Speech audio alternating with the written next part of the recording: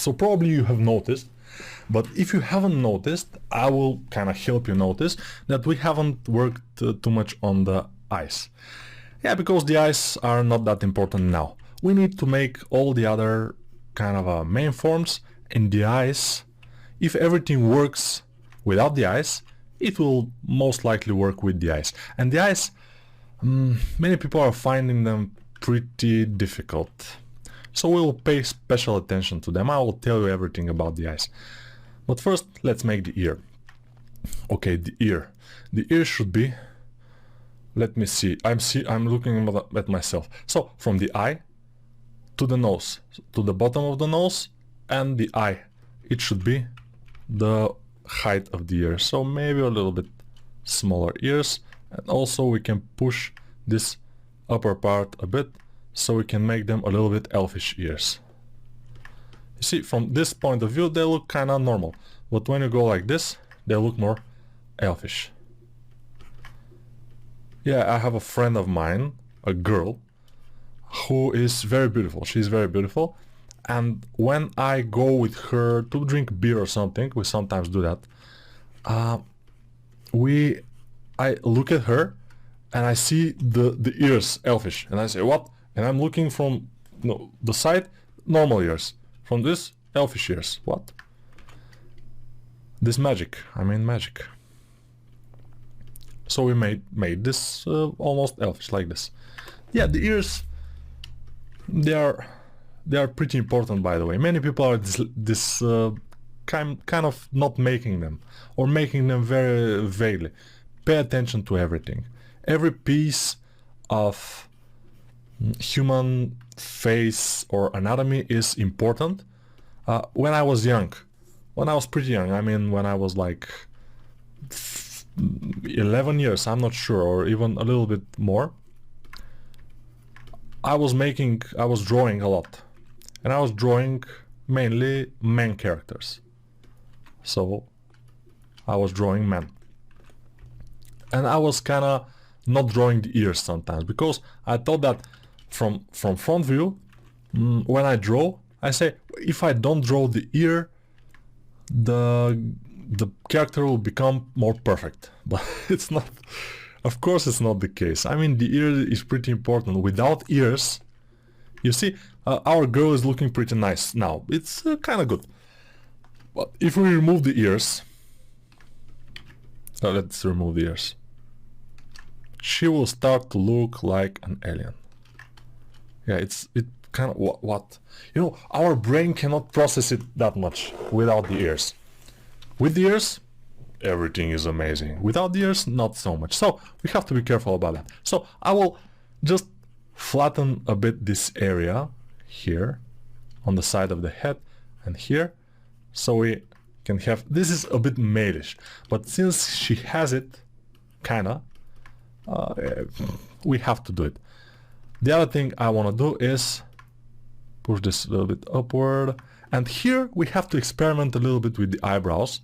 By the way, they should be pretty long and like this. I don't know, maybe we should make them more down, but the thing is where we will put our eyes.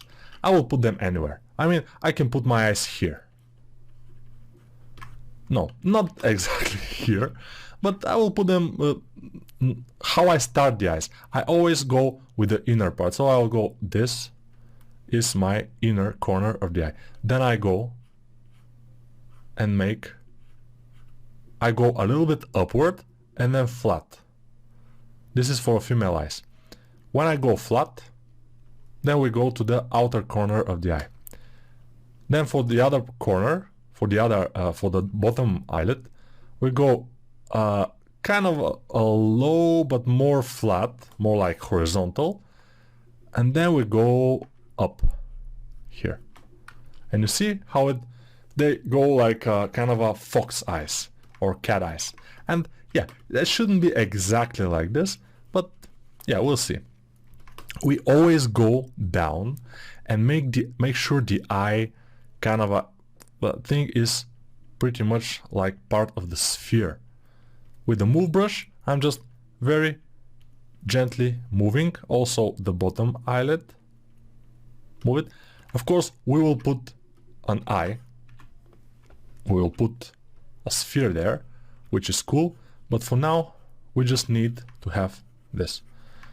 And maybe in this video, if you guys are good guys, if you're good, we can make the eye. I can kind of reward you by making the eye, because eye making is like making everything else, but when we make the eye and put it, the character kind of comes to life, and it's kind of rewarding. That's why if you're looking at some people drawing, the culmination of the drawing is always to put the light in the eye, this kind of a white dot in the eye, to put it there. This is the culmination of every drawing, because this is making the character kind of pop up and start to look and start to be like more realistic and alive. Every artist kind of drawing on the streets knows that when he's drawing, everything is okay, and when a crowd is starting to form, and when he wants to impress them, he just put this kind of a white dots inside the iris, and everybody's wow, and the orders start to, you know, fall. So the lower eyelid and the upper eyelid. The lower eyelid, important. The lower eyelid is like this, but below it is a push. So from the side view, you see the lower eyelid, let's get rid of this, looks like this. Many people are doing it here. No, it has to go deep, I mean inward, inside the face, and then it's like here.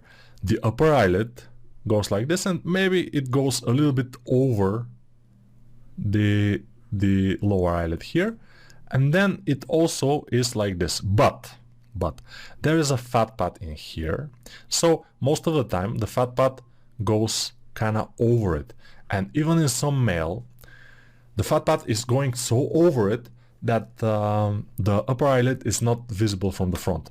If you go like this and look from the bottom, you will see it, but from the front exactly, you see, when I do this, and this fat pad is kind of covering my upper eyelid. Of course, the eyelashes are never covered, so it's cool. So here will be our eye, and I'm noticing now that my upper eyelid is too much in the front compared to the lower eyelid. It has to be on the front, but not that much. It has to be like a little bit more in the front. It should be here. So I have to fix that. Yeah, it's too much in the front. And yeah, I like to do this.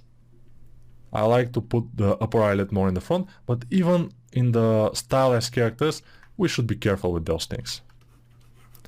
Yeah, and many of you will say, okay, this is a stylized character, you can do whatever you want. Not exactly. If you want it to look good, you have to follow anatomy. Yeah, I'm sorry about that, but you have to follow anatomy. And if you want to learn more about female anatomy, although I will explain a lot here in this course, I have another course, which is, if you want to do a stylized female from concept and everything, this course is okay. But if you want to learn a little bit more deeply anatomy of the human body, especially the female body, you can check out my course of Female Anatomy for Artists. It's kind of one of a kind.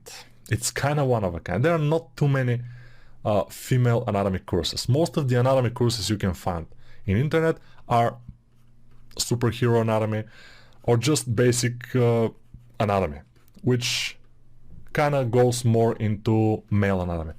But female anatomy is pretty interesting, and I noticed that few years ago, I noticed that I don't know it that much. I'm not that good. So I started to look for a course about it, and I couldn't find. So yeah, I made it. I made it myself. So now I see from the side view it doesn't look that female in my opinion, and also the ear is far back. So I will just go with a big move brush and move the ear a bit more on the front, and this will give us a bit better look. Yeah, something is off from the side view. Maybe the ear, let me see, maybe something else. Maybe this I will push a bit down. This area here below the lower jaw. I don't know, from the front she looks kind of good. From the side though, she doesn't. Maybe from the side we need to push a little bit more all of these things forward. And most of the time, by the way, be careful, when we're making female, we need a big upper lip, sometimes a big lower lip too, but the upper lip is most of the time much more in front of the lower lip. In our case, by the way, here, it's not the way. I mean, maybe the lower lip should be even a bit more in front. So our character will be not your average stylized character. She will be a little bit more interesting, which I liked about this concept, and that's why I wanted to make exactly this concept. I will push the corners of the mouth. No, not that much. I mean, I don't want her to be that sad as in the concept here. I want her to be a bit kind of good. Alright, this is looking fine. This is looking fine. Maybe we can do this of the nose. More upward? No. More down? No. So, if we want to make the nose right, we should just kind of do this with the middle part of the nose. And also, the distance between the upper lip and the nose is too small. So, what I'll do is mask, not like this, I will mask the lower lip, and a little bit above it, I will kind of blur the mask with control clicking on the object, and then I will take a big move brush and move the nose just tiny bit upward and backward. Yeah, we have to make this kind of adjustments sometimes. Of course, when you're not experienced, when you don't have this kind of experience to watch for these things and kind of see them, it will be difficult, but you have to keep working and practicing. For example, to practice not for this, but for my other course for female anatomy, which gave me a lot of knowledge, I have made numerous heads from sphere. I have made numerous bodies, female bodies from sphere. I was practicing for a few months. I was watching all kind of anatomy tutorials, courses. So it's not like I was born knowing everything. No, it was all about work and practice, all about this. Let's increase the size of this, especially in the bottom here on the side, this kind of fat pad, because it's characteristic on female. It's here. This is kind of a one form in here for a female, but you have to be careful with it. Now she looks more female-ish, which is nice. And also when we are not that low poly anymore, when we put the eyelids, eyelashes I mean, it will start to look better. So the fat pad here is going over the upper eyelid, so we have this kind of a oop, and we have this kind of a crease in here, and also the crease is continuing almost to the end of the eye in the inner part of the eye. Okay? And why I made this kind of a cat eyes? Because most of the time when we make female, in order for the female to look fine, to look nice, the inner corner of the mouth, of the eye, the inner corners of the eye should be lower than the outer corners of the eye. So if we go one line from here to here, this is more upward. So our character is looking kinda nice from all angles, except here she doesn't look that good. But I will not make a render from the back, so it's okay. For the promo, so it's fine. No, I'm joking. If we are making this for some kind of a game, for example, we have to be careful. If we making this for a game which we will look our character from the back, and we will run with it, it will be our main character, we have to pay very close attention to the back and make everything in the back very nice and very good looking. For example, Lara Croft, most of the games for Lara Croft are from the character is from the back. So we look always at her as the back of the character. So we the people that are making the character should be very careful how to make her back look amazing, because it's what the characters are constantly looking when playing the game. But if we're making this character, for example, and she will be a character like League of Legends or Fortnite, and she will be mostly look from the front in the shop, for example, in the shop. And in game, in the back, she will be very far away and not so much. So we shouldn't make the kind of the hair in the ears for that. The hairs in the ears. And also, female doesn't have that much hair in the ear. The ear hair. I don't know if you know what I'm talking about, especially if you're young people. When I was like up to 32 years of age, I didn't have this hair. I mean, I had a little bit of hairs, which I know. Now I have hairs that sometimes go like this. Of course, I'm taking care of them mostly, but I have them. So we have to be careful about this. This comes with age. Also the back hair. Amazing. Okay.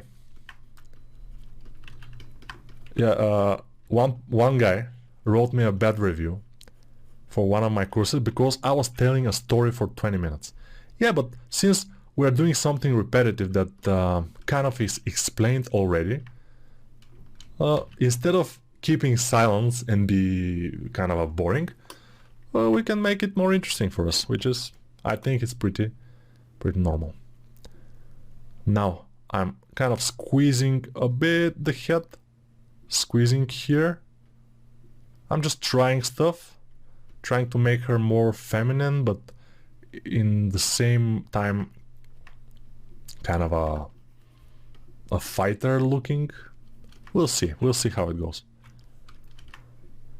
Maybe the head should be a bit smaller, not so big.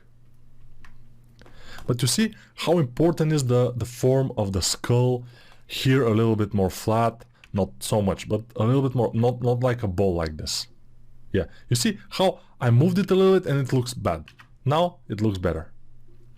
So we have to be careful with the form of the skull very much, especially with this character, because when you're making characters stylized or non-stylized, female characters, you will most likely have hair. So these things, if you make mistakes on the skull part, you can cover it with hair and it will look kind of good. I mean, it will look good, yeah. It will kind of be okay if you make good hair. But in our case here, we cannot make mistake there. We have to be very, very good with the hair too, with everything, and with the hair. So let's make her these things, because she's a dragon and she has those kind of things. Let's see how she will look with those. She had made this kind of, I'm not sure how they are called, below the skin. You put this kind of a metal things or plastic, I'm not sure, below the skin. It's modern in some societies. Okay, this looks fine. And now we'll make also this. She's a Sith Lord. I mean, yeah, forgive her. She's a normal. Okay, let's remove them for now. For now, we'll put them later, of course, or no, we'll see. But you have already seen the end result, so you know if I put them or not. I don't know yet. So you know better than me what happens with this character, and you have the advantage. I don't have any advantage except that I'm doing the character right now and I'm having fun, and that's all. Yeah, you have to have fun. I mean, when you're working on a character, when you're working on anything, even if you're not a character artist or you will not become one, but if you're not gonna become a character artist or you don't have this interest about it, why are you looking at this course? Get a refund and go. Why? I mean, yeah. I'm kind of trying to explain that whatever you do, you have to do it with pleasure. And it's not that you have to do it with pleasure, but it's better to be with pleasure than with kind of, oh, I don't want to go to work, it's so hard, I don't like it, I hate this work and stuff like this. I don't think I've ever had that until I've never had that since I'm a character artist. I always go to work like, yeah baby, today we'll make characters, let's do it, let's do this. Of course, when we're making kind of sculpting characters or starting new character, it's super fun. When we're making with topology and UVs and then texture, it's a little bit more like that. But it's not a problem, because this is the work of a character artist. And I love every single kind of thing associated with it. Okay, the time for this video is over, but we have done a lot. I'm making this kind of a thing here. I think I've told you a lot of things, and now we can go. Let me see the character from this point of view. So this is the point of view of our character here. It's almost the same. Our character, by the way, has very long head. She is a little bit alien. The 3D character will not have that. I mean, on the drawing it could look fine. On 3D, probably not so much. So we have to be careful. And see you in the next video, where we will continue with the wisdom, the life wisdoms, and also the character, of course. And maybe we can make the eyes in the next video, because in this video we haven't had the time. We have to make eyes, and then we have to start making the hair. But I will tell you about the hair in the next video probably. Bye for now.